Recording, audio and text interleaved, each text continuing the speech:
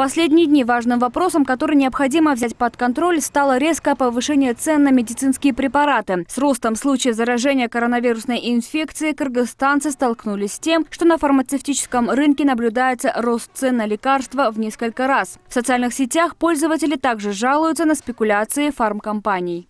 К примеру, несчастный орбидол. Цена поднялась за неделю с 250 до 820 сом. На 300%. Не говорю уже об остальных, даже самых дешевых препаратах. Просто знайте, что деньги, сделанные на горе, счастья не приносят. Для решения этой проблемы премьер-министр Кубатбек Борунов для регулирования цен на лекарственные изделия и изделия медицинского назначения поручил государственным органам проконтролировать ситуацию на фармацевтическом рынке. Не должно быть такого, чтобы в аптеках, пользуясь случаем, повышали цены. Каждый, кто необоснованно завышает цены, будет наказан в рамках закона. Сейчас такое время, когда надо помогать, а не зарабатывать на горе людей.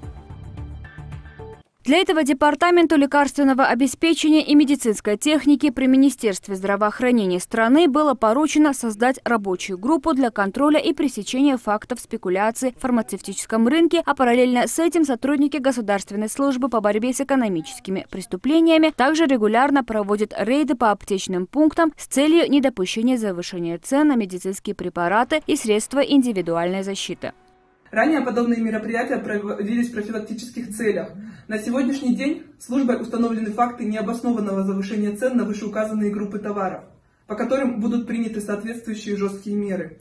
Цены на лекарственные препараты завышались в несколько раз.